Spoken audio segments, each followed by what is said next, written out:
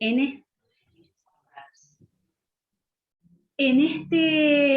en esta charla tenemos como invitados a Carola Segura y a Jorge Sánchez. Así que bienvenidas, yo ahora los presento brevemente y empezamos a charlar un poco todo lo que ya hemos charlado previamente y que estuvo buenísimo.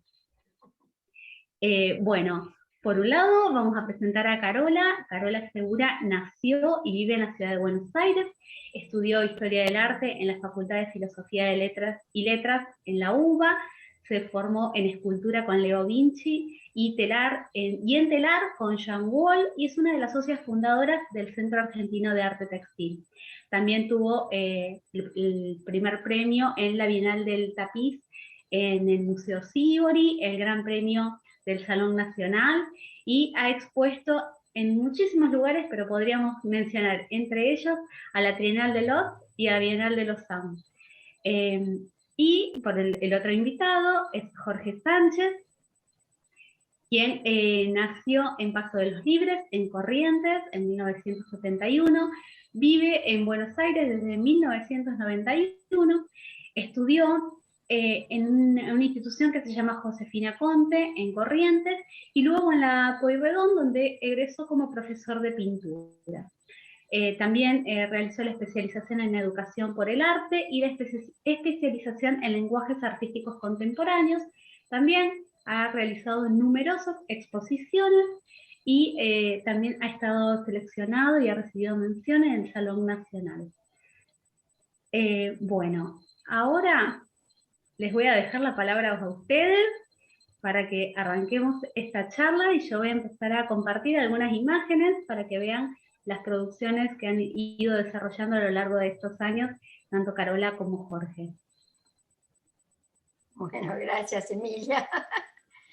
Yo en realidad, bueno, empezaría un poco preguntándole a Jorge que cuente un poco su historia personal, no sé, al margen del tema, digamos, de la formación que tuvo. El otro día él hizo algún relato que a mí la verdad que me emocionó mucho, que fue el cuento de qué pasaba cuando la mamá se quedaba embarazada. Y la verdad que me parece una historia tan linda que merece ser compartida para todos. Bueno, hola Carola, un gusto Hola. reencontrarnos otra vez por esta vía.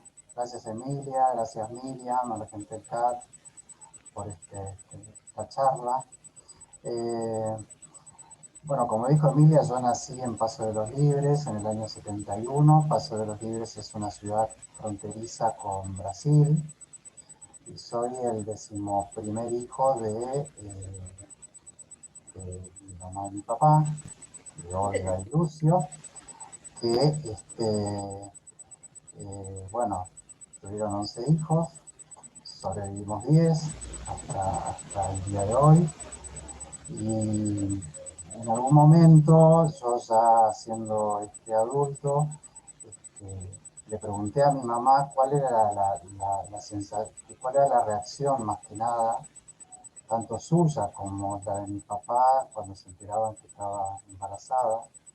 Pensemos también que mi mamá tuvo su primer hijo a los 15 años, y yo, que soy el último, nací cuando ella tenía 40. Y hubo un periodo en el cual, año y medio, años de por medio, ella estaba embarazada. Y en una clase social baja, con muchas limitaciones económicas.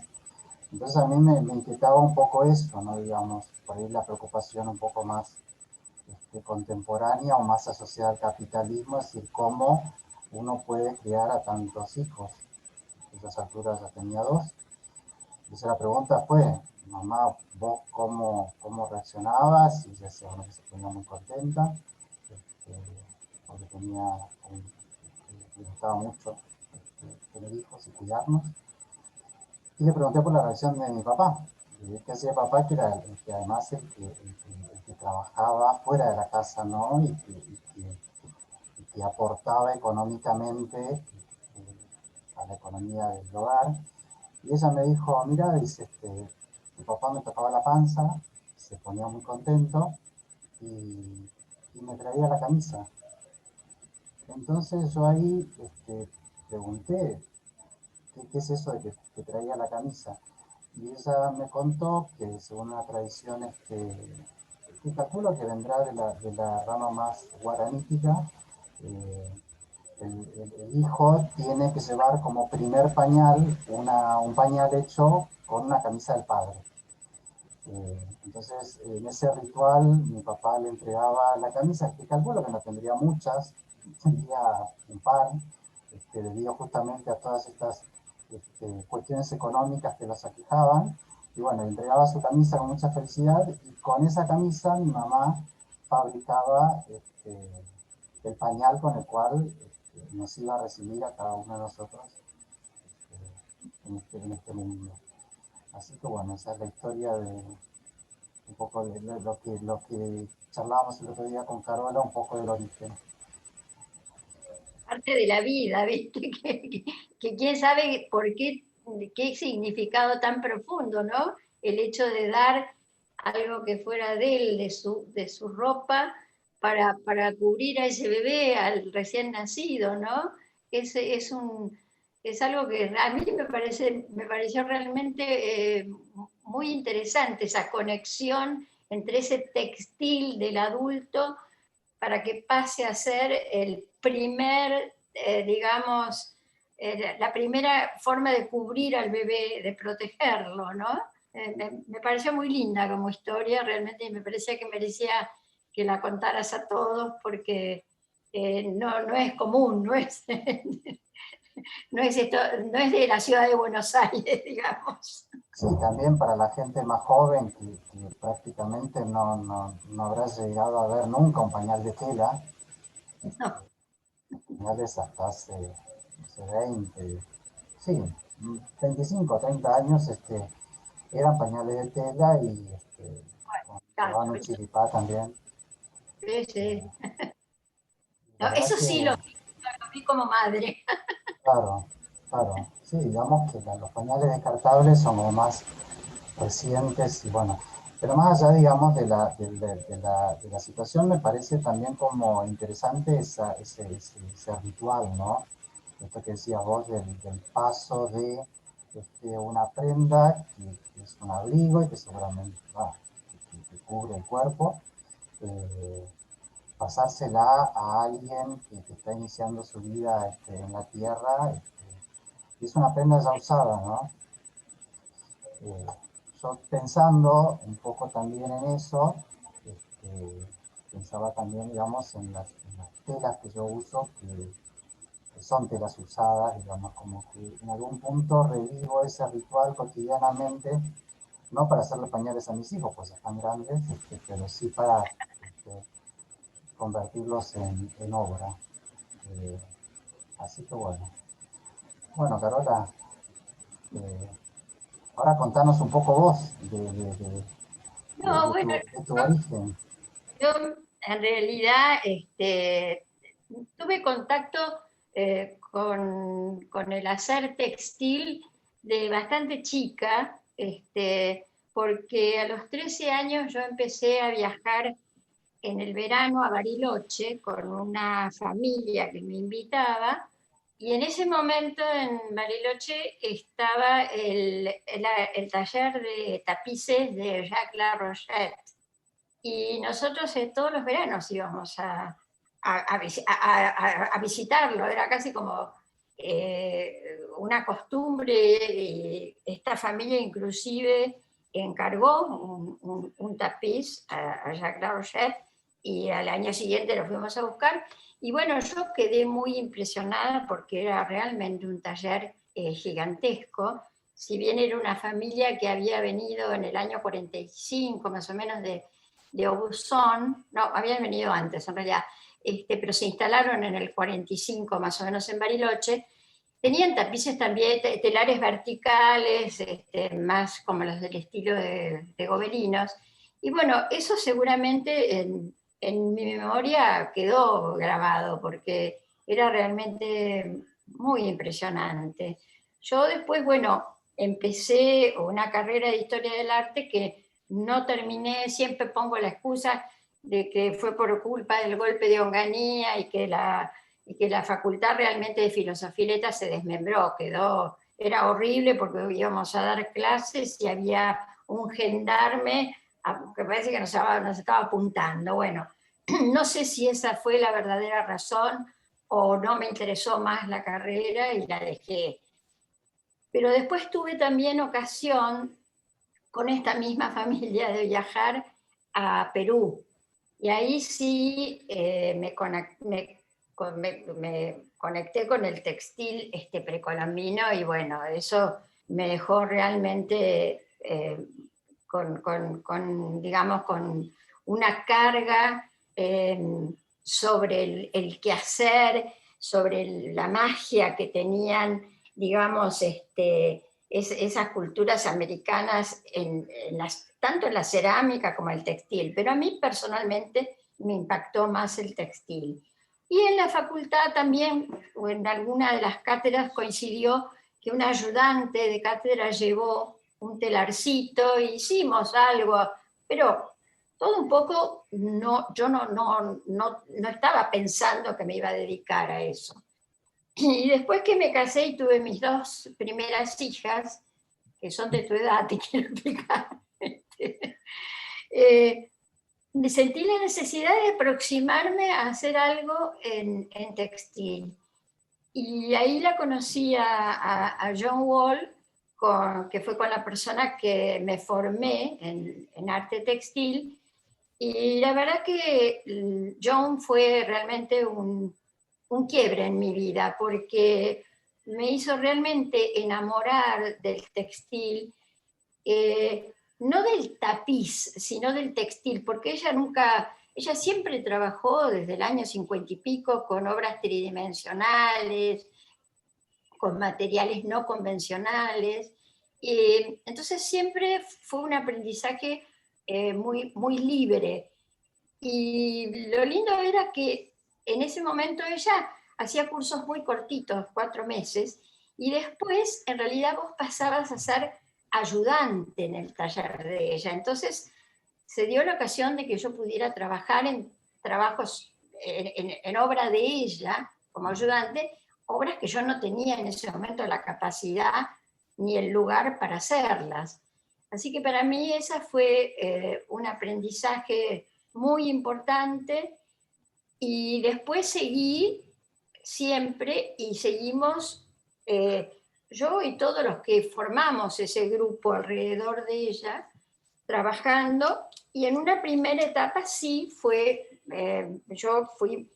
hice tapices en telar, pero siempre saliendo del plano, o sea, nunca con una imagen o un cartón y yo haciendo una reproducción. Siempre obras más libres. Y bueno, y eso es lo que seguí en realidad haciendo hasta hoy sigo, digamos. Y creo que, bueno, los primeros años fueron años en medio como un poco de obras más pequeñas, de animarse un poco más, un poco menos. Y creo que cuando en el 80-81 hice ese bajo relieve de la vaca con el que fui a Lausanne, fue donde me di cuenta que quería no dejar el textil y el material blando, sino que quería también usar o irme a otros campos que quizás se conectaron más con la escultura, por lo cual ahí me metí en el taller de escultura de Leo Vinci, a quien también le agradezco todo lo que me... Así que bueno, esa es más o menos, en breve, un poco breve, la parte histórica, ¿no? de cómo fui desarrollando esto. Y bueno, y el amor por las fibras y por los materiales blandos lo sigo teniendo. Eso creo que, bueno, que es, si bien por ahí entre vos y yo hay diferencia, los dos estamos como enamorados del material blando, ¿no? De la tela, del hilo, del piolín, no sé, eso me pasa a mí y creo que a vos también, ¿no? Sí, a mí en realidad yo estoy indagando un poco en los orígenes por ahí de dónde puede venir esto. Yo en mi infancia tenía una vecina, que era muy amiga de mi mamá, esta vecina, y ella para poder generar un ingreso más en la casa, fabricaba unos tapices que eran un fragmento de arpillera, que no recuerdo si ella los tenía o los compraba ya de colores. Y sobre esa arpillera ella copiaba imágenes de revistas. En ese momento había revistas de moldes y ella copiaba esas formas recortando pañolensis de colores y los pegaba. O sea, ella armaba un collage con pañolensis sobre una arpillera, y armaba una composición en el cual obviamente había mucho color. Y generalmente eran algunos personajes,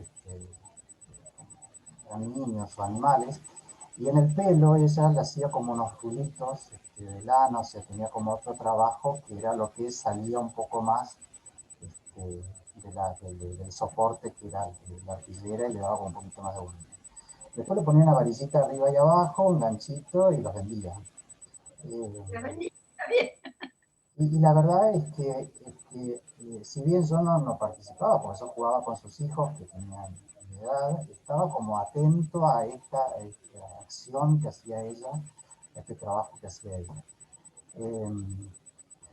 Bueno, después obviamente yo estudié un tanto allá, me vine a Buenos Aires a la Porredón a estudiar pintura y me dediqué básicamente a la pintura y en un momento había hecho una serie que me habían encargado para la Biblioteca Nacional sobre Sama, la novela de Antonio Benedetto, que hicieron unas pinturas grandes sobre papel.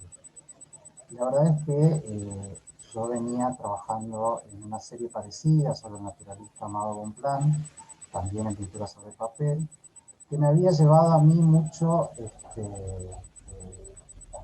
tiempo de investigación, de lectura de material, de hacer entrevistas, tanto a los naturalistas como bueno, releer un poco la novela, releer un poco la vida de Benedetto, leer Sama que nunca lo había leído. Y cuando terminé esas dos series, la verdad es que dije, no, quiero como dedicarme o quiero empezar a hacer algo que tenga que ver con lo lúdico y que tenga que ver con una acción un poco más, que, que- que- que me produjera como cierto placer, porque digamos, si bien disfruté mucho de esas series de pinturas, tenía como la presión esta, ¿no? De que las tenía que hacer para cierto momento y tenía que ser cierta cantidad y todo eso. Entonces ahí empecé a juntar dibujos de mis hijos, que en ese momento eran muy chicos, tendrían 5 o 7 años. Empecé a juntar los dibujos que ellos me regalaban y ahí yo empecé a repetir esta técnica que hacía mi vecina, pero no con pañolensis, sino con fragmentos de ropas. Entonces empecé como a recortar, a recortar las formas con tijera y a engancharlas hilvanándolas solamente sobre otra tela que sería de soporte. Es una serie que yo quiero mucho porque disfruté mucho hacerla, se llama Copia Fiel del Original y son copias de los dibujos. Ahí hay un par que justo estaba pasando Emilia, esa que ven, yo lo veo a la izquierda, esos dos dragones, Ah, sí. son dibujos de mi hijo más grande, que le gustaba mucho dibujar dragones. Yo tengo el original, que es un dibujo, y después yo lo que hacía era como pasarlo a la tela utilizando esta misma dinámica que tenía mi vecina, Nora, pero con fragmentos de telas usadas, empecé a usar cintas y todo eso. Yo tengo 2 hijos varones que son más grandes y una hija que es más pequeña. Cuando yo hice esta serie, copia fiel del original, eran todas obras sobre mis 2 hijos varones. En un momento yo fui a Paso de los Libres a hacer una muestra y no la cambies en mí porque me parece que va. Bueno, acá hay otra de esa serie, otro dragón, también de mi hijo Agustín, y fui a hacer la muestra a Paso de los Libres con esta serie, y cuando volví, mi hija me dijo, papá, dice, vos hiciste un montón de trabajo sobre, con los dibujos de Agustín y de Cayo, pero nunca hiciste ninguno mío. Y me tenía preparado un dibujo de una sirena, que es de las imágenes anteriores, una sirena esa que está ahí, saliendo del agua. Y ese trabajo para mí fue como bastante como revelador, primero porque me confrontaba con imágenes del mundo asociado más a la infancia de una nena, porque yo hasta ese momento había hecho imágenes de dragones, piratas, superhéroes, barcos, y acá me encontraba con una situación nueva. Y cuando tuve que resolver la parte de abajo, que es la parte del agua, yo dije, tengo que darle volumen a este trabajo para que generara como un poco esa idea, no de agua, sino como que tuviera como un clima especial ahí, frente a ese rojo tan potente que tiene de las piernas. Y ahí encontré un recurso que lo vengo usando hasta ahora y lo vengo como desarrollando bastante, que es el nudo. Porque vi que con este recurso muy fácil de tomar una cinta o tomar un fragmento de tela, anudándolo se sostenía y generaba como un volumen bastante interesante. Más allá de que esa obra en particular ya está hecha en la casa que habitamos ahora, que es en el Bajo Flores, donde el mismo barrio me provee muchas veces del material en estas bolsas que descartan de los talleres clandestinos textiles que hay. Y de hecho, si ven las caritas que están en el fondo de la sirena, van a ver que son como, parecía que fueran todos recortados juntos para hacer alguna prenda, que así como fue encontrado, fue incorporado al trabajo. En esa serie, yo, digamos, retomé un poco el oficio de mi vecina, que me parece que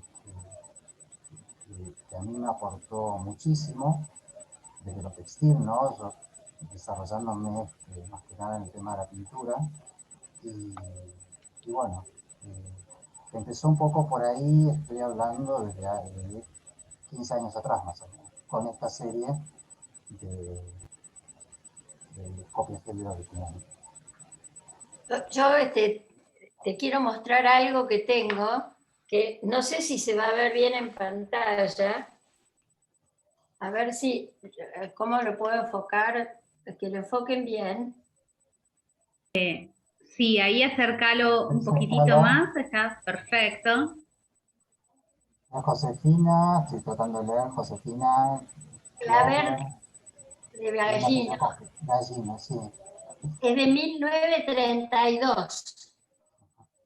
Esta señora, te lo leo, es egresada por título de maestra especial de hilados y tejidos de la Escuela Normal Profesional Manuel Laínez de Corrientes.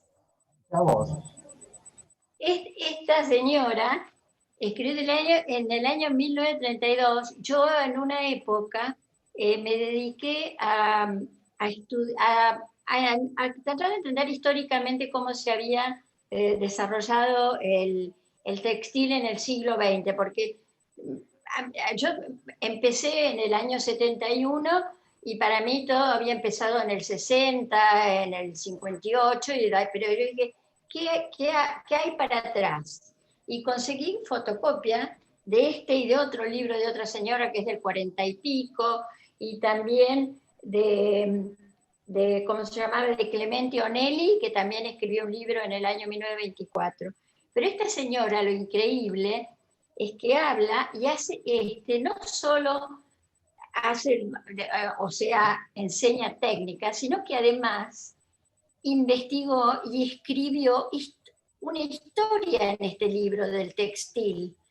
Y habla desde los egipcios hasta llegar a España, más o menos. Y ella habla de la carencia de material bibliográfico en Argentina, que lo único que se conseguía era en idioma extranjero, y ella lo escribió un poco para los que fueran sus alumnos o para esta escuela. Y esta escuela estaba en Corrientes, por eso dije, se lo tengo que mostrar a Jorge, porque realmente yo me había olvidado el otro día, ¿no? Pero después que me acordé, porque evidentemente Corrientes tuvo una escuela muy importante de enseñanza de telar, que tenía que ver, ella pretendía no solo que la gente tuviera acceso para tener un desarrollo, digamos, económico, social, a través del textil, sino que también le interesaba demostrar cómo era la historia del textil, que también era un arte mayor, que digamos que históricamente ella lo relata acá. Así que es muy Claro. lindo, porque yo tenía desconocimiento. De Clemente Onelli sí sabía, porque Clemente Onelli había creado las escuelas municipales en Buenos Aires, que se llamaban Telares de Buenos Aires, pero en el año 22. Así que mucha gente aprendió, y Onelli tenía también un taller de alfombras y tapices que, si yo no recuerdo mal, estaba en la calle Alvear, en la avenida Alvear, acá en Buenos Aires, cuando imagínate que no existía nada. Y él se interesó mucho en los tejidos criollos, o sea que, digamos, como que se interesó en las culturas americanas, y como para dar testimonio de que realmente el textil en América había sido un arte mayor, que se interrumpió en realidad por la venida de los europeos, pero que hasta ahí el testimonio que quedaba era el de un arte mayor. Pero bueno, esto te lo quería mostrar porque me parecía que era parte de algo que tenías que saber, porque a mí me resultó muy lindo cuando lo tuve y lo conocí y aprendí que, bueno, que son muchos los lugares en Argentina donde siempre se le dio mucha importancia al textil, ¿no? Yo reconozco que tengo una serie de tapices bastante, sí, es una serie que tiene que ver con mis viajes a la Patagonia. Yo en realidad conocí la Patagonia desde muy chica, pero esos viajes cuando iba a Chubut a enseñar, la verdad que me mostraron un mundo maravilloso, ¿no? Y es como que todos de esos tejidos, yo encontré que tenían profundas sugestiones, y no solo aprendí su imagen y sus técnicas, sino empecé a entender su estética. Y era como que necesitaba poner digamos, en imagen la magia de la vida de esos pueblos. Y si bien acá en estas fotos no hay ninguna imagen de esa serie, yo tengo muchas obras que se llaman ruca, que en idioma araucano significa casa. Y la verdad es que fue toda una serie que se nutrió realmente de ese desierto patagónico, de esa gente y de sus recursos. Para mí fue un aprendizaje muy importante el haber podido tener contacto y haber aprendido tanto de ellos, de esas poblaciones, de esas zonas, de todo ese entorno. Y como yo digo, muchas veces las obras surgen de una necesidad que no obedece a lo mejor a un planteo absolutamente racional, pero que nacen de un imperativo interno y ese imperativo, digamos, después causa vivencias que uno necesita ponerlas en la obra, ¿no? A mí me resulta a veces muy difícil hablar de mi obra, hablar de lo que yo me expreso con imágenes, con formas, con colores. Entonces, poner en palabras mi obra a veces me resulta como que desocultar lo oculto de alguna manera, o evidenciar lo evidente. Y a mí me gusta en realidad que el otro, que el espectador, se sienta lo que quiera sentir, o que va a ser seguramente diferente a lo que yo tenía como propósito. Y nada, para mí el arte de alguna manera es una manera de mostrar el mundo, pero desde mi perspectiva, por supuesto. Y después el espectador lo verá de muchas maneras. Yo, por ejemplo, el otro día cuando vi tu obra, esa que te pusiste, esa bolsa de red y el collar de guantes, la primera sensación que tuve en un primer principio fue la pandemia. Eso fue la primera cosa que me causó. Y después, evidentemente, empezar a ver otra cosa. Acá hay alguien que me oculta su cabeza, que me está impidiendo que lo vea, que vea justamente una parte muy importante, porque es donde uno oye, uno habla, uno huele, uno ve, pero él sí me ve a mí.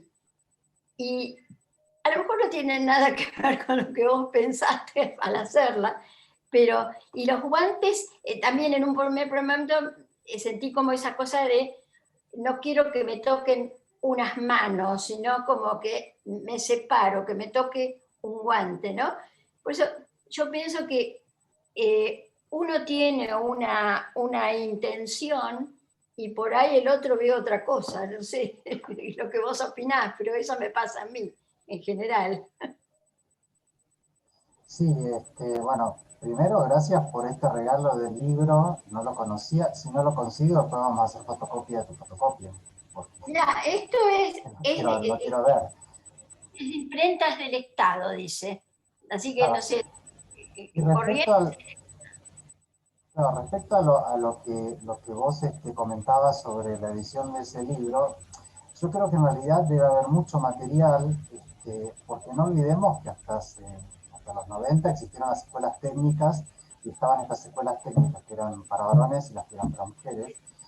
Y en las escuelas para mujeres, sobre todo, había como mucho material impreso que enseñaba, bueno, desde crochet, distintas maneras de costura. De hecho, creo que muchas se recibían como modistas o especialistas en corte y confección. Entonces creo que tiene que haber mucho material que sería como material utilizado en las escuelas técnicas, más que nada. Sí, seguramente.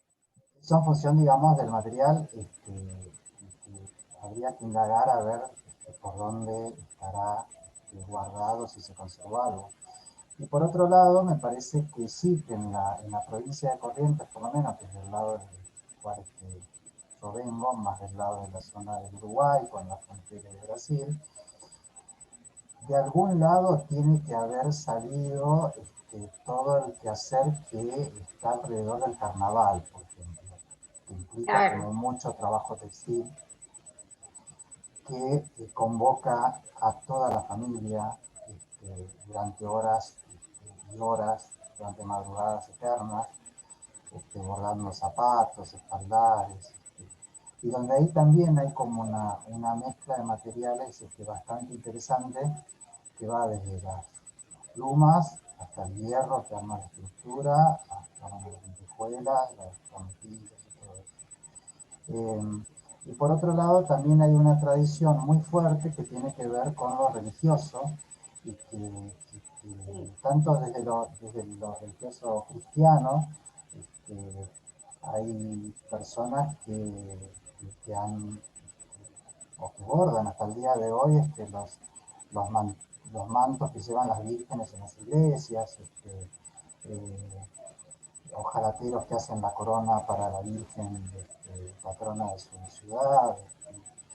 Eh, También tenemos ahí del lado, por lo menos que yo vengo, y acá hay dos trabajos un poco con esa línea, la bandera roja de Gauchito Gil, eh, que es una bandera que ahora les cuento un poco cómo surgió, y esta otra que está al costado, el Oshun, que es un orishá afro-brasileño, que es la diosa de las aguas dulces, este, y que es tiene unas características asociadas con el amarillo, su color es el amarillo, está asociada, es muy elegante, muy coqueta, que la gente le ofrenda espejos al río, le pide que no haya crecientes para que no se inunden, que no haya tanta sequía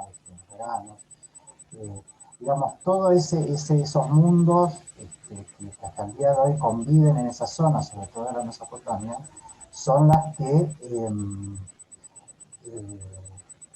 las que creo que me terminan como marcando a mí fuertemente. Y quería como contar un poco sobre la bandera de Gauchito Gil, porque cuando en el año 2000, yo hacía muy poco tiempo había terminado la Porredón, y había salido como esa idea de la academia, ¿no? De que el color, bueno, estaba fascinado con Malevich y con el suprematismo ruso, entonces me había propuesto hacer una serie de trabajos con el color rojo, que es el color por excelencia de la zona de la cual provengo, de Gauchito Gil además y de los guaraníes, digamos, por la tierra, ya casi acercándonos a Misiones, es una tierra colorada. Y bueno, dije, voy a hacer una serie de pinturas sobre el Gauchito Gil. Invité a una amiga, Inés Vera, para hacer unas fotos allá en el santuario del Gauchito Gil. Y bueno, fueron como un par de viajes.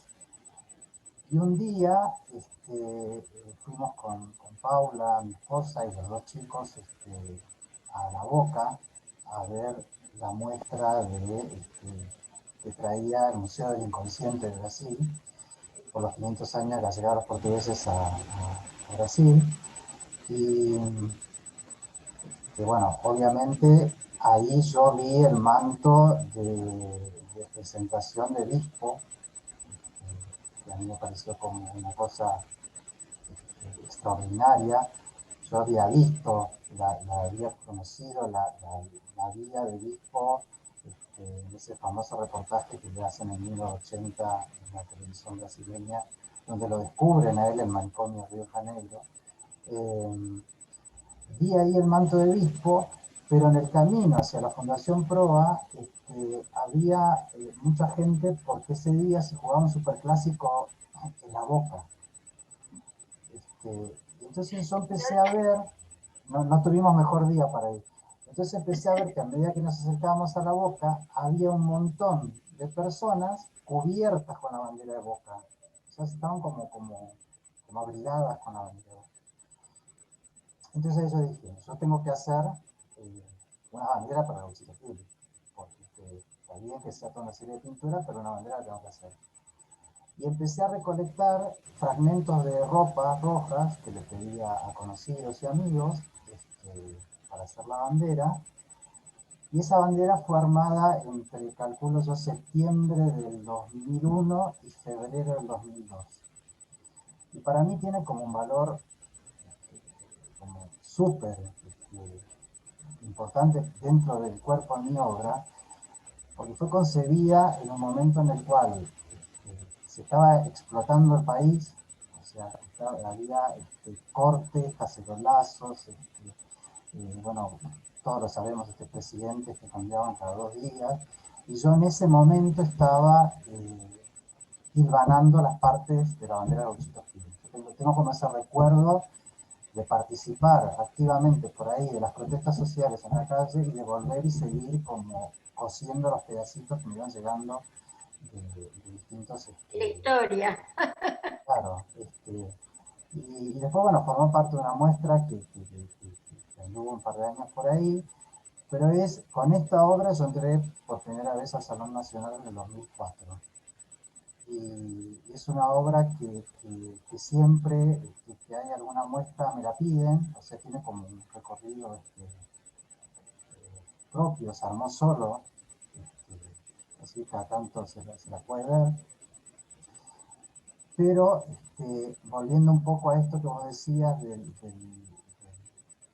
quehacer, a mí me resulta como interesante esto, ¿no? Digamos, de lo que viene ya pegado como en la memoria genética del lugar de uno o de la construcción de uno. Y es algo que a mí me interesa también eso, ¿no? Digamos, cómo el contexto en el cual se desarrolla la obra, o por lo menos a mí me termina como pensar, armando la obra. Yo no sé si hubiera hecho una obra distinta sobre estos últimos años si me hubiera vivido en Flores, en la zona que vivo, por ejemplo. Y No sé si bueno, hubiera... sí, es posible. No sé. Eh, son preguntas que me hago y un poco también lo que vos decías de cómo si uno puede explicar o no su obra. La verdad es que a mí, yo tengo pocas certezas sobre lo que yo hago. O sea, desconozco más de lo que conozco. O sea, y me cuesta mucho poner en palabras o escribir sobre algo. Tengo como certeza, a ver, que me interesa el material y que el material es como la punta del ovillo para empezar a trabajar. Bueno, esa es una. Tengo la certeza de que trabajo con el material que tengo. Soy como bastante austero en el uso del material, digamos, en economía más que nada, porque trato de no comprar material para trabajar. Tengo la certeza de que siempre necesité como algún referente o de la literatura o del campo del arte para poder hacer una serie. Tengo la certeza de que la poesía también es algo que a mí me interesa mucho para después trabajar. Y tengo la certeza también de que cuando hago algo, que generalmente hago en serio, cuando me aburro lo dejo y hago otra cosa. No. Por eso es como tan variado también. En este saco que está ahora, justamente acá hay una clara referencia a la obra de Bispo, que a mí me parece como hermosa y muy... y acá se cruzaron en este trabajo una investigación que yo estaba haciendo sobre él y sobre Jacobo Hickman, juntos, y bueno, de ahí salieron estos abrigos, estos sacos, bueno. No, bueno, lo que vos decís de la certeza, eso creo que, bueno, al menos a mí me pasa lo mismo. En general uno está queriendo expresar algo, está queriendo decir algo, pero no siempre tiene la certeza de saber si lo está diciendo bien, ¿no? Si realmente está pudiendo sacar lo que quiere decir. O sea, yo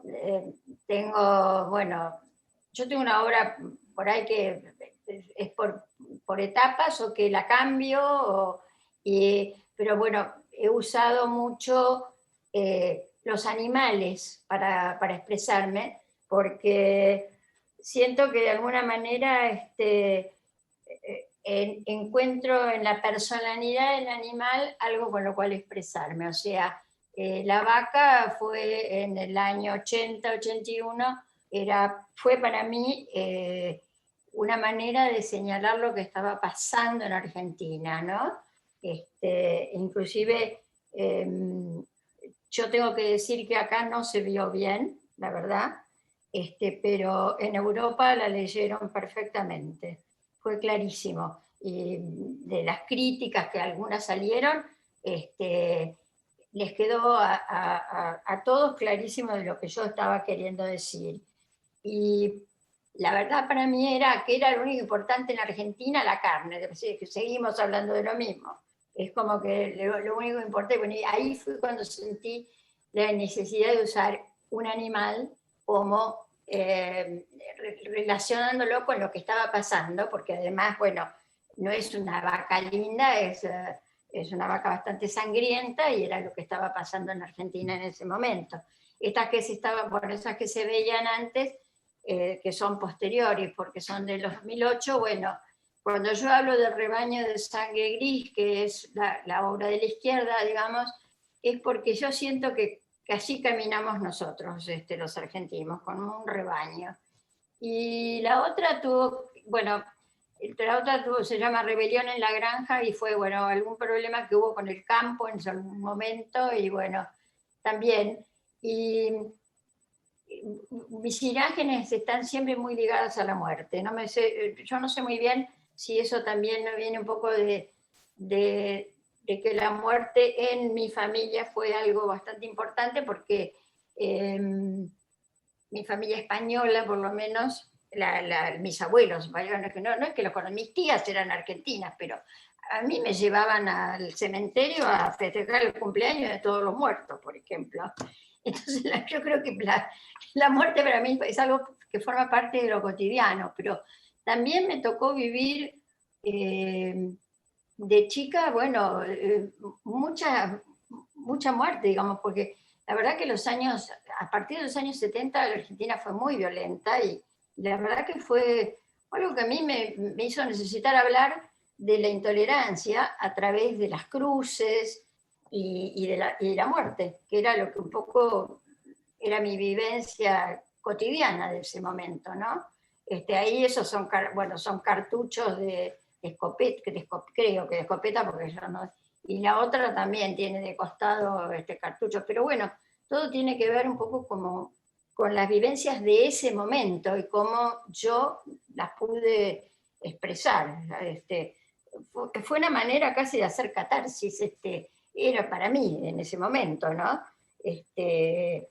Y después, bueno, yo siempre digo que mi refugio creativo es la introspección, es meterme adentro para indagar lo que nos pasa a mí como ser humano y a toda la comunidad, que puede ser la Argentina o la mundial, qué nos pasa a los seres humanos. Yo siento que a través de la obra, no sé, hago catarsis, largo lo que siento y digamos, no le soluciono la vida a nadie seguramente, pero por lo menos yo me desahogo. Bueno, ahí vi que había un par de preguntas. Noemí preguntaba, dice Carola hizo una descripción de lo que recibe de la imagen de la obra con el collar de guantes de Jorge, dice que sintió Jorge cuando creó la obra, y la otra es, dice, cómo llegó a la perfo. Bueno, la obra esta de los guantes, en realidad sí fue hecha en el periodo como más duro de la cuarentena del año pasado, del cierre. Ahí tienes razón, Carola, con este análisis que había hecho vos de tu concepción. Tenía muchos guantes que había hecho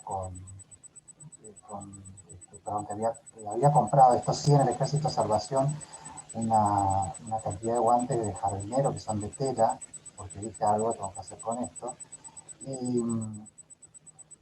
como yo trabajo con lo que tengo, en el momento de la cuarentena, como más estricta, no tenía mucho material. Así que tomé la bolsa esa, que es una red, era una bolsa que había sido seguramente de Paula, y empecé como a generar un poco la idea esta de máscara, a la cual iba a acompañar con estos guantes, que lo pensé más que nada como, no sé si como un collar, sino como con una continuación, porque esta pieza tiene un pantalón que está hecho todo con guantes, con los mismos guantes blancos estos. Y con los botones y con esas cintas, se utilicé como el mismo material para eso. Sí, digamos, me pareció interesante en un momento hacer el registro fotográfico, que también lo hice acá en casa, la foto que sacó mi hijo, porque mostraba así como un momento específico de la cuarentena más que nada. Y a la Perfo llego con la serie de Gauchito Gil, allá por el 2002, porque cuando hicimos esa serie con Inés Vera, el Gauchito Gil no era tan conocido acá por esta zona. Y la verdad es que a mí me interesaba abordar esa serie no contando la historia del Gauchito Gil, ni el lado más milagrero, nada. A mí me interesaba como plantear la imagen del Gauchito Gil como un ser social y como un ser político, como un joven que se revela ante una situación de violencia institucional, digamos que lo están mandando a la guerra, de prepo, se convierte en un desertor, y por otro lado, digamos, planteando esta situación también, cuando él lo mata la policía. O sea, estamos hablando de hace muchos años y estamos hablando de los mismos temas. O sea, hay una violencia institucional ahí, hay una lucha de un joven que era el Gauchito. Entonces a mí me interesaba contar varias cosas, no solamente sobre el Gauchito, sino todo lo que gira alrededor de la devoción que hay con él. Desde un sujeto social y político comprometido, su abordaje más religioso, su abordaje más desde la pobreza, desde lo textil, desde el color rojo, o sea, y como yo necesitaba decir todo eso, pensé en una perfo en el cual yo declamaba como una serie de textos que había elegido, entre los cuales iban, imagínense, desde abría con un texto de Galeano, pasaba de Teresa Parodi, Yupanqui, Kandinsky, Aida Carballo, Jorge de la Vega, o sea, había como toda una serie de textos que hablaban de las cosas que empezaba a contar sobre los chicos. Y esa fue como la primera perfo.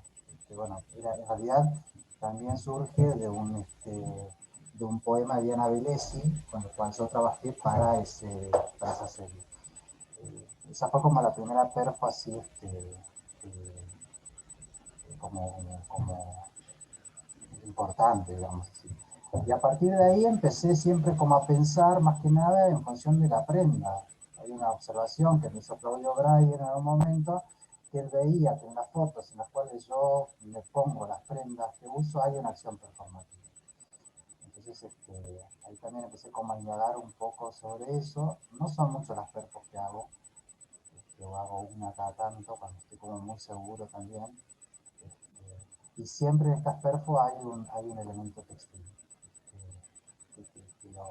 Que lo une o que lo atraviesa, siempre está presente el textil ahí en esa acción también.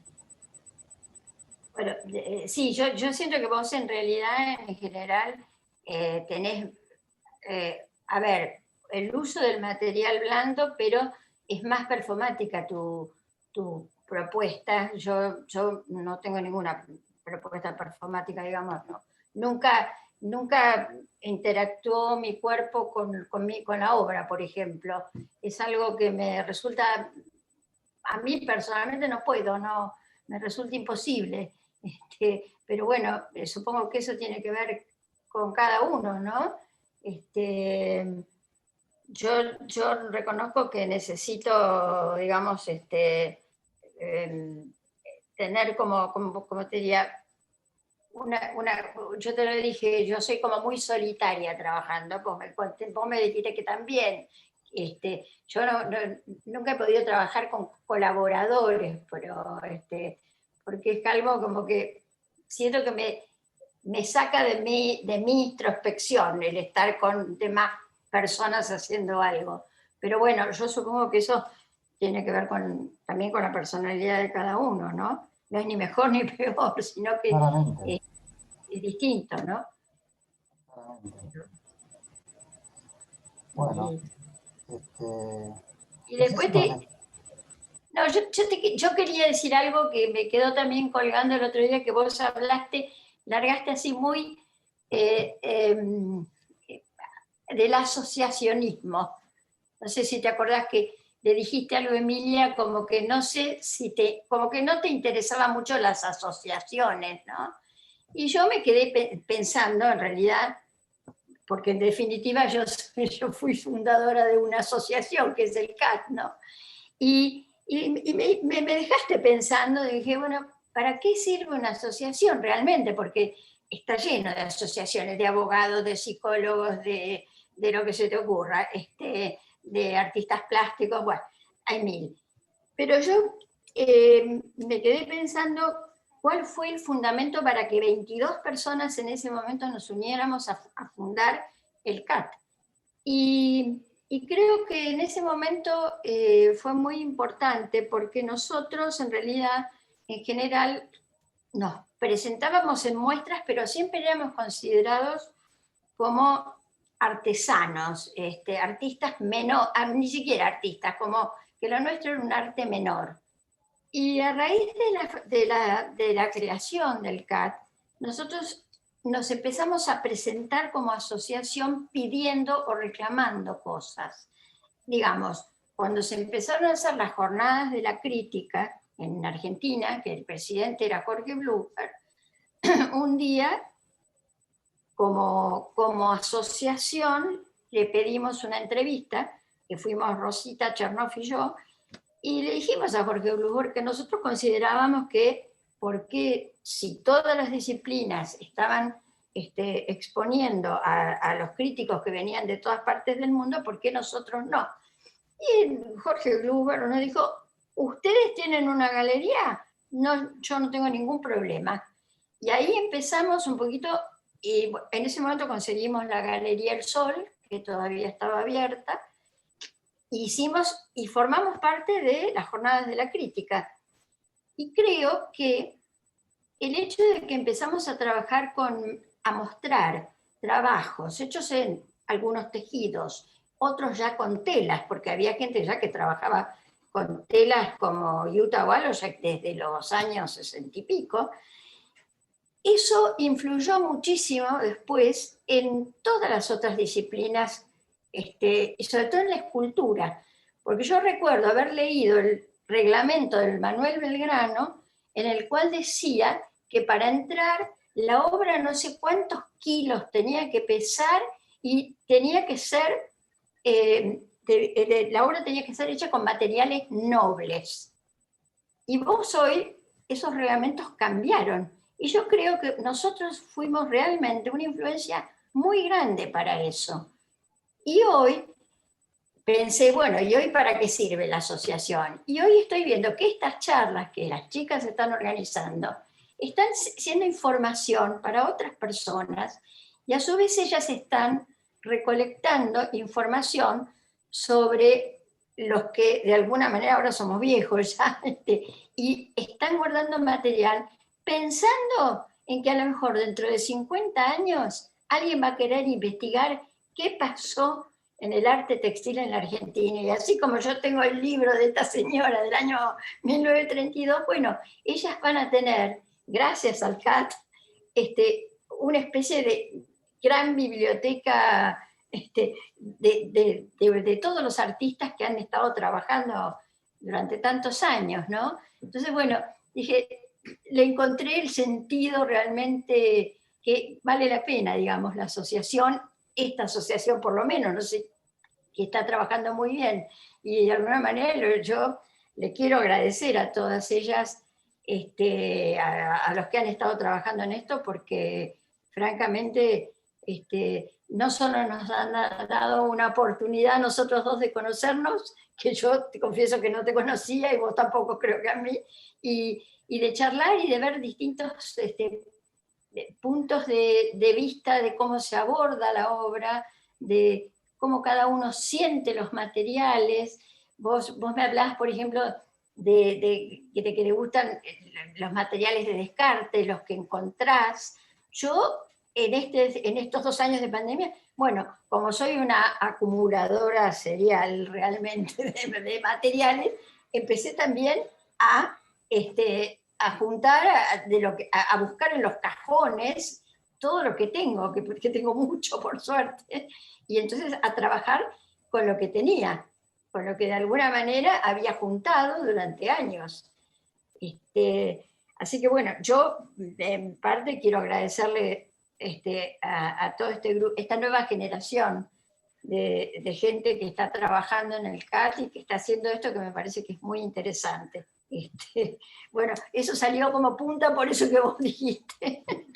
Bueno, yo quiero aclarar algo. En realidad, lo que yo habré comentado en ese momento es no estar en contra de las asociaciones, y digamos, pensar en que yo, al no estar asociado a ninguna asociación, valga la redundancia, me parecía como, y me sigue pareciendo como muy interesante, como muy noble, que haber recibido la invitación del CAP, justamente, para poder compartir esta charla con vos en esta situación. A mí me parece que todas las asociaciones sirven, porque me parece que lo colectivo es lo que mueve el quehacer, y sobre todo el quehacer artístico de nuestro país, que siempre está como bastante golpeado. Lo que sí me parece es que las asociaciones tienen que expandirse un poco más por fuera de la misma asociación. Eso me parece como sumamente interesante, y esta charla, como este ciclo de charlas, a mí me parece que es sumamente interesante, sumamente generosa, porque justamente está trayendo a dos personas de distintas generaciones, a una que fue miembro como directo del CAT, como en el caso tuyo, Carola, fuiste presidente y presidenta, y alguien que estuvo por fuera, no solamente del CAT, sino de toda asociación, que es mi caso.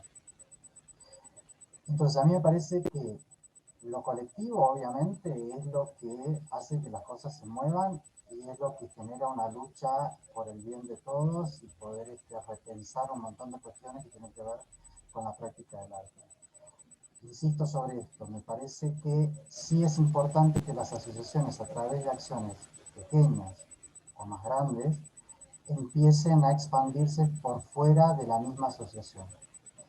No, bueno, eso es importante. Esto me parece que está bueno como poder generar, y que inclusive en algún momento, no recuerdo si fue hace 2 o 3 años atrás, con el tema de salud nacional, en el cual las asociaciones no fueron convocadas a pensar el reglamento, por ejemplo, siendo que las asociaciones representan a una gran cantidad de socios, o aunque fueran 2 socios, digamos, tienen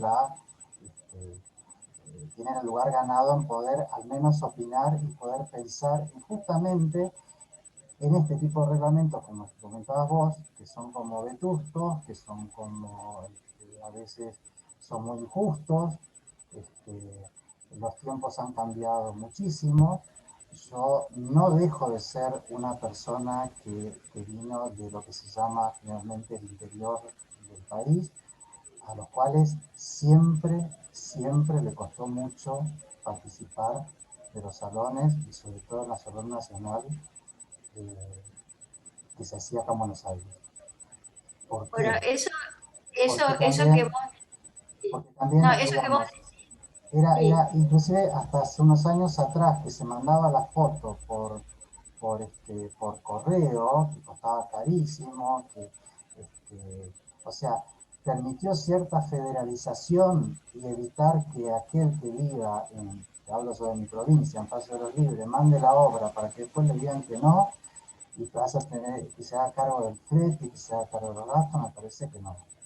Entonces, de todas maneras, con todas las modificaciones que se hacen cotidianamente, y sobre todo en el Salón Nacional, el salón como más importante, llamémoslo así, dentro de las artes visuales, por lo menos oficial en Argentina, eh, también hay que repensar esas cosas. Yo cuando me piden, por ejemplo, en el Salón Nacional, que mande el currículum, para mí el currículum es un arma de doble filo, porque es un arma de doble filo, porque yo pienso en 2 o 3 conocidos que tengo viviendo en Paseo Libre, que son artistas talentosísimos, pero que nunca van a tener un currículum, pero ni el 10% a lo mejor del que puede tener una persona que viva por acá, porque las posibilidades en el interior son menores. Si bien en los últimos años hay un nivel de autogestión muy grande y hay un montón de gente que se está moviendo un montón y que se generan, o situaciones, por ejemplo, de algunas provincias que siempre han sido como muy productivas en esto, como Chaco, Resistencia, la capital de Corrientes, Córdoba, Tucumán. Y ahí también resulta como difícil esto. Y es como muy compleja la situación porque tampoco hay como políticas culturales que acompañen. Mira, yo te cuento un solo caso y le cuento a la gente que está acá. Yo viajé hace unos años atrás a Paso de los Libres y tuve contacto con un muchacho que pinta y que me parece para mí que es un pintor brillante. Tiene muy pocos recursos, muy pocos. Él en una charla me dijo, mirá, yo lo único que deseo es conocer el Museo de Bellas Artes. Y yo hablé con el director de cultura de ese momento, y le dije, mirá, no debe ser tan difícil levantar el teléfono y conseguir los pasajes para que este muchacho vaya a conocer el Museo de Bellas Artes, que además es el museo de todos. Es el tuyo, el mío, el que vive en La Pampa, el que vive en La Luz, el que vive en Corrientes. Ese muchacho, si no fuera por por la gestión de alguien, no conoce, no se mueve, no les habilitan las posibilidades de becas porque no hay difusión, no hay acompañamiento para que la obra tenga un buen fotógrafo y pueda mandar una buena foto a concursarlos a alguna si no se le interesa o a otro. Eso me parece que el tema es complejo, me parece interesante esto, digamos, que sí, las asociaciones, insisto, tienen que salir por fuera del circuito del nudo, digamos, poder expandirse, poder hacer un registro de toda la gente que está trabajando en todas partes, en todo rincón del país, que me parece que es interesante. Pero es algo también que me parece que aprendimos ahora en este último tiempo con la pandemia, que este tipo de charlas que estamos teniendo nosotros ahora permite a que lo pueda ver alguien que está en otro lugar. Yo pensaba esto el otro día, ¿no? Había una charla en el Palais de Glace y yo decía, caramba, hasta hace unos años atrás, si yo no iba hasta el Palais de Glace me perdía la charla.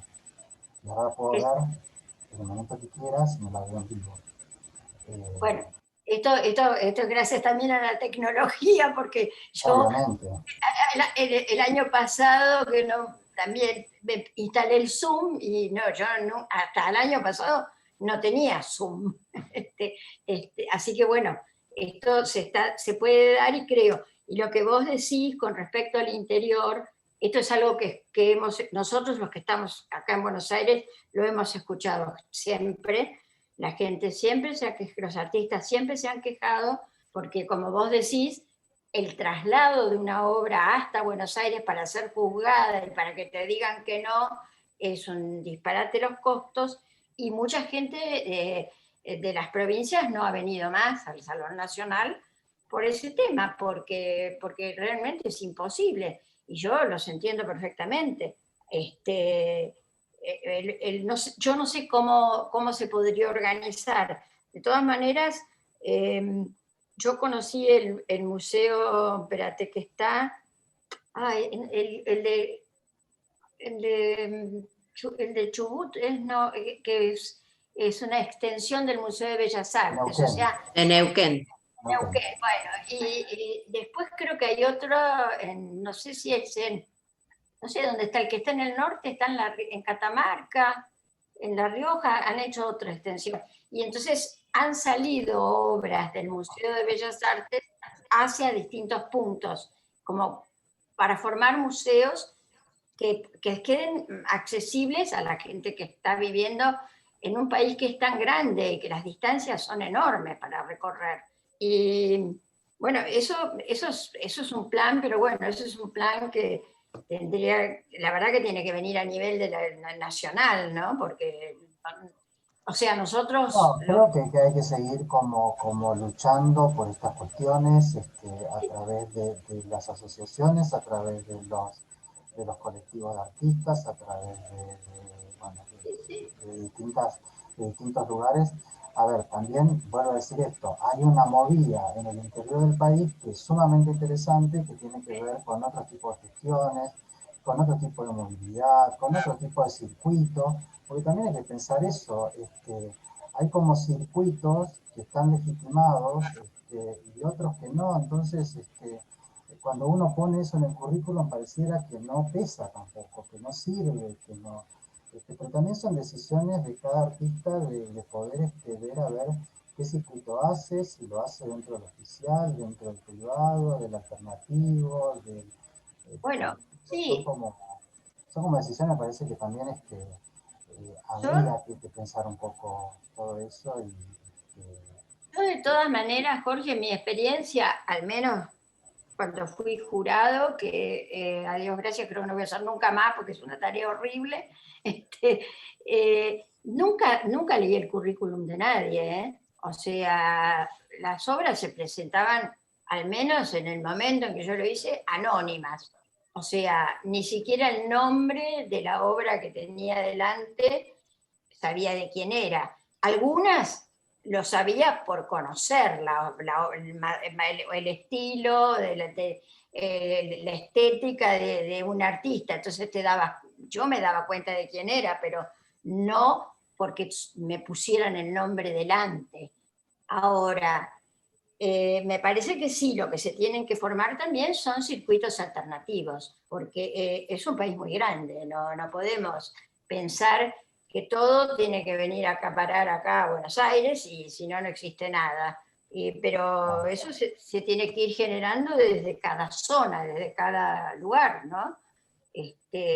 Nosotros hace unos años, yo no me acuerdo si en el 2001 me parece, Salta organizó un evento muy interesante en el cual convocó a artistas de todo el país a unas jornadas que tenías diversas cosas para hacer. Hubo artistas que, como yo y otros, viajamos desde Buenos Aires y la propuesta era durante 6 días, 5 días, había que tejer un tapiz al aire libre en el Cabildo de Salta.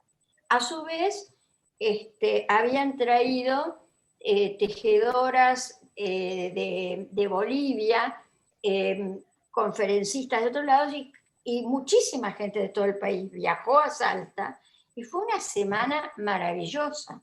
Nos hospedamos en casas particulares, muchos de nosotros, de gente que nos alojó.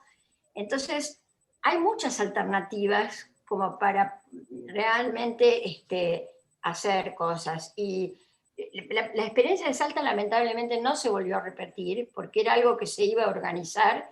Y bueno, en parte de esa organización estaba García Bés, no Paquita, el hijo. Y había otros tapicistas de Salta. Y eso fue fantástico, porque nos contratamos, por ejemplo, una combi y fuimos todos a Cachi a visitar a tejedores. Entonces, eso fue al revés la movida. Fue gente de Capital, de Córdoba, de muchos lugares a Salta y conocimos otra historia, ¿no? Y bueno, esas cosas se pueden hacer también, porque son muy enriquecedoras. Por lo menos para mí, fue una experiencia fantástica. O sea que habría que pensar esas cosas, pero bueno, eso es más complicado, ¿no? Acá las chicas del CAT pueden empezar a pensar algo. Sí, bueno, en lo que nosotras queríamos también para ir ya perfilando el cierre es, bueno, si alguno de los presentes quería formular alguna pregunta, abrir esa posibilidad, que nos parecía como súper interesante. La verdad que todos los aportes que realizaron estuvo buenísimo, creo que estamos todos como bastante contentos, también como con un montón de cosas para poder desarrollar, pensar. La actividad del asociacionismo permite desarrollar las prácticas comunitarias, reflexionar, ¿no?, sobre los problemas que nos atraviesan en conjunto. Creo que, bueno, ustedes han ido abordando como las diferentes problemáticas, y está bueno este diálogo entre quien funda una asociación o está en ese grupo y quien trabaja desde afuera, ¿no? Y bueno, cómo son las miradas sobre las prácticas desde esos lugares, ¿no? Así que bueno, queríamos ver si alguien tiene alguna pregunta ahí que les haya quedado dando vueltas. Nadie, quedan todos mudos.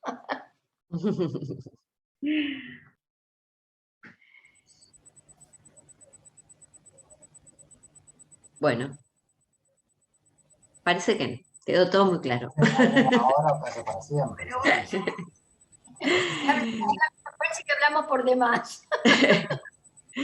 Bueno, yo, para los que no me conocen, yo soy Miriam Haberbaum y soy presidenta del CAT. Y como vos dijiste, Jorge, este es el objetivo de estas charlas, de extendernos, ¿no? Me parece que desde lo colectivo nunca está bueno tampoco encerrarse, sino expandirse. Y además, me parece que el textil en eso siempre colabora, siempre es como disruptivo, ¿no? Como que, bueno, están las disciplinas, como contaba Carola, las disciplinas tradicionales y viene el textil a romper. Lo mismo me parece que en lo contemporáneo también, ¿no? El textil siempre es como más abierto, más desestructurado, blando, con el otro.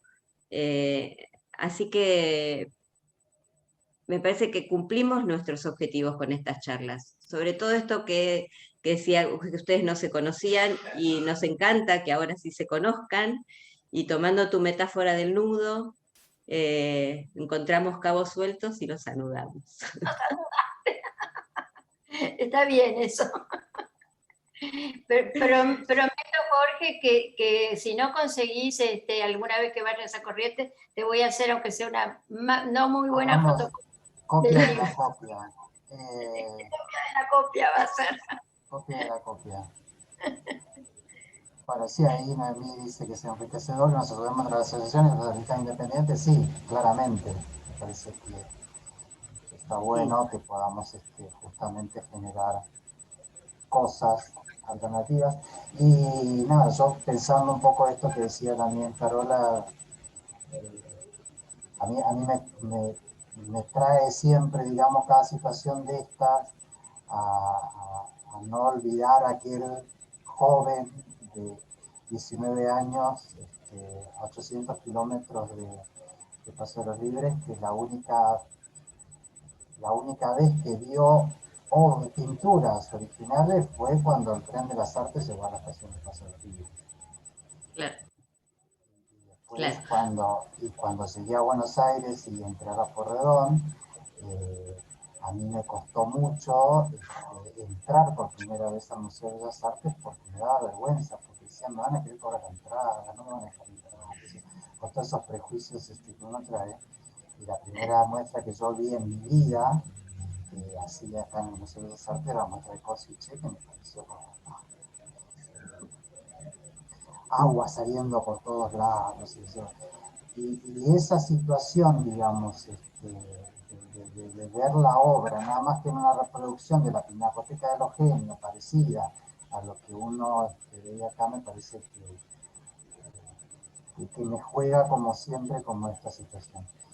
Y siempre, yo soy docente, cada vez que vamos con algún grupo de chicos al Museo de Bellas Artes, yo les digo, es el museo y es de todos, y todo lo que hay ahí es nuestro. Como para generar esa apropiación también. Así que bueno, eso. Acá, Silvio, si querés, tenés la palabra, podés prenderte, micrófono y cámara. Sí, yo quiero, ante todo, agradecerles tanto a Carola como a Jorge. Este diálogo fue muy interesante porque sentí en algunos momentos que lo contaban desde las tripas, o sea, desde lo más profundo de cada uno, así que se los quiero agradecer. Pero en realidad me quiero referir no a la experiencia del arte textil, sino a esto que estamos viviendo del Zoom, de la tecnología, de esta posibilidad que nos está dando de que cada uno en su lugar pueda estar escuchando este diálogo tan rico de artistas que se están expresando así desde lo más íntimo.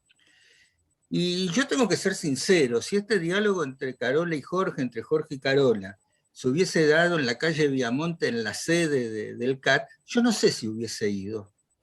Seguro que no.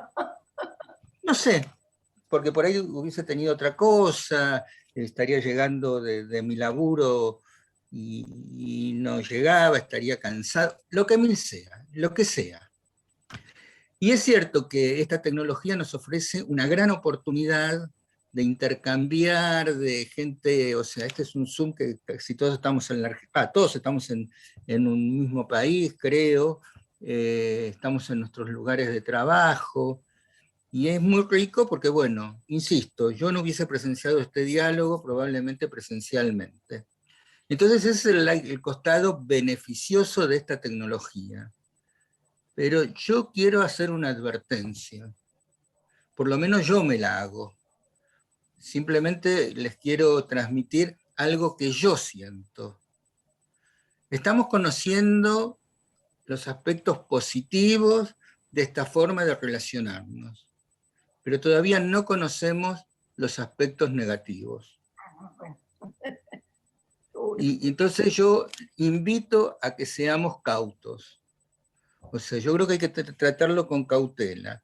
Yo sé que es muy seductor esto de, bueno, yo estaba acá laburando, mientras ustedes hablaban yo me comí unas lentejas, me tomé unas copas de vino, genial, todo desde mi casa.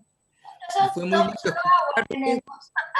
Bueno, yo Nosotros nos agua, pidieron no agua, mira. porque no me gusta oxidarme, pero yo creo que tenemos que ser cautos y no engolosinarnos con lo positivo, porque creo que todavía no tenemos muestras o conocimiento de los aspectos negativos. O sea, yo sé que estamos en un mundo, inclusive ustedes lo desarrollaron muy bien, en que nos formulamos muchas más preguntas sin esperar las respuestas. Pero yo creo que en este caso tenemos que esperar las respuestas de lo que estos sistemas tecnológicos nos están produciendo. O sea, yo les digo, a mí me parece muy siniestro estar hablando con ustedes, bueno, yo a Carola y a Jorge no los conozco personalmente, pero sé algunos en qué barrio del Buenos Aires o del Gran Buenos Aires están, geográficamente los puedo ubicar, pero a mí me resulta muy siniestro estar hablando con ustedes y estar aquí en mi taller totalmente solo. O sea, yo creo que es un llamado a reflexionar. Creo que no nos tenemos que dejar seducir demasiado por los costados positivos de esta forma de comunicarnos. Es cierto, yo lo puedo decir porque es historia de mi familia. Mis dos abuelos, cuando llegaron a la Argentina, cada uno con 12 años, eso fue una coincidencia, jamás, nunca tuvieron ningún contacto con sus familias. Nunca supieron nada de sus familias a los 12 años y llegaron a la Argentina. hicieron sus vidas, hicieron su familia, estoy yo acá, están mis nietos también, o sea que se desenvolvieron. Y creo que es bueno que tengamos esta forma de comunicarnos, pero paremos la mano. No nos dejemos seducir por los aspectos positivos, porque creo que los negativos todavía no los conocemos. Desde ya, muchísimas gracias a todo el CAT, a la comisión directiva, a Miriam, a Ana, a Emilia, a todos que organizaron esto, y muy especialmente a Carola y Jorge, porque se brindaron a este diálogo. Los quiero. Gracias. Silvio, gracias. Gracias a vos, qué honor. Sí, a mí me parece igual que está bueno, digamos, todo esto que está pasando, y creo que simultáneamente se están produciendo cosas, y a mí me intriga qué va a pasar después de esto. O sea, cómo vamos a salir, sobre todo los artistas, porque tenemos una gran responsabilidad por delante después de atravesar una pandemia como esta, tanto como artista como docente, ¿no? Tenemos una gran responsabilidad de salir a ver cómo embellecemos, no sé si esa es la palabra, el mundo que va a quedar después de esta pandemia. Me parece también, es cierto esto que dice Silvio, no nos dejemos seducir por nada, me parece. Y esa es una actitud de artista, me parece que por lo menos muchos la tenemos, de justamente cuando algo está como tan metido como poder interpelarnos, interpelar a ver esa situación, a ver, a mí me intriga mucho qué va a pasar cuando se acabe la pandemia, y sobre todo en el campo del arte también. Porque mucha gente, muchos de nosotros estuvimos produciendo durante este periodo cosas que a lo mejor nos las estamos guardando, nos las estamos mostrando, porque por lo menos en mi caso, a mí no me seduce la virtualidad como para mostrar, para mucho, ¿no? Yo también voy pensando, por lo menos personalmente, a ver, yo cuando salga a mostrar, como mostrábamos antes, en un espacio, sea alternativo, que sea lo que sea, a ver cómo tengo que salir preparado y qué va a pasar con la obra mía y con la de todos. Bueno, eso es, por ahora es una incógnita. Es un misterio. Es un misterio. Pero sí, dejémonos seducir por el misterio. Pero yo supongo que no sé cómo manejaste, vos trabajás con chicos, no sé, Sí. bueno, pero con chicos tampoco creo que hayas podido trabajar por Zoom en enseñar plástica o estar, no sé cómo lo lograste en todo caso. Sí, mira, un poco es a lo que respondo un poco esto a lo que decía Silvio. La verdad es que hubo como una reestructuración de la enseñanza de las artes visuales por Zoom o por cualquiera de las plataformas. A mí me parece lo positivo, por ejemplo, que cada chico en su casa puede desarrollar como un camino propio que a lo mejor en la escuela no lo podía hacer. O sea, puede hacer ese ejercicio de investigación del dibujo, de poder meterse a fondo, o sea, poder hacer como un trabajo como más a fondo sobre los elementos por ahí del lenguaje. Claro, en Ahora, realidad, sí se perdió, que es lo que se está tratando de recuperar ahora y por hoy, es el encuentro del taller. Porque el taller es fundamental y el trabajo grupal es enriquecedor también. Entonces me parece que, por ejemplo, uno de los grandes desafíos al volver a la presencialidad de la escuela, por lo menos de mi parte, fue cómo activar nuevamente la grupalidad en una situación de taller con estos protocolos. Porque tampoco pueden hacer un trabajo grupal y tienen que estar como sumamente muy pautado todo como para que se pueda el barbijo, a 1,5 metros. Distancia, materiales, todo eso. Pero bueno. Sí, y posible. poder salir de este estado de alerta que estamos constantemente, ¿no? Sí. Como con miedos y qué sé yo. Así que bueno, vamos a terminar esta charla esperanzadoramente. Obviamente. Sí, Obviamente. sí. Tenemos no sé, creo que tenemos el privilegio de ser artistas y poder desarrollar y poder mostrar. Se nos fue Emilia. todo esto que nos pasa y evidentemente lo que nos falta es el cuerpo. Y bueno, sobre todo vos, Jorge, que estás con lo performático, ¿viste? El cuerpo es lo que falta. No es lo mismo ver la obra en una foto que circula en la web, en las redes, que estar delante de la emoción, los sentidos que se juegan son otros. Sí, sí, es cierto. Es así. Bueno. Así que, bueno, les queremos súper agradecer a Carola, a Jorge, chau Silvio, y a todos los que nos están escuchando, saber que esto queda grabado en nuestro canal de YouTube del Centro Argentino de Arte Textil, y lo pueden ver cuando quieran, y reverlo también cuando quieran. Yo les digo muchas gracias al CAT por habernos convocado a Jorge y a mí. Realmente fue un placer. Así que bueno, gracias y gracias por todo lo que están haciendo, porque creo que es muy interesante. Y yo sé lo que es el trabajo ad honorem, como dijo Emilio. Así que las felicito a todas y bueno, que sigan adelante con esto, que es muy importante. Mientras no podamos hacer otra cosa, esto en realidad es un buen método de que, digamos, de juntar artistas así de distintas generaciones y que la gente las pueda escuchar en todos lados. O sea, esto puede llegar realmente a todo el país y al que quiere escuchar. Y a otros países también, y a otros países también. Y a otros países también, sí, sí, Así sí. que eso fue lo bueno. Eso es una de las cosas que rescataría, Silvio. Pero bueno, también está la cosa de poder tocarte y abrazarte con los otros artistas, ¿no? Y de poder compartir el hacer una obra en conjunto, por ahí. Digo, eso sería buenísimo. Así que eso lo vamos a recuperar. Sí. Queremos. Bueno, pensemos que sí. Bueno. Desde el CAT lo vamos a lograr. Chao, gracias. Bueno, muchas gracias. Se sale de acá.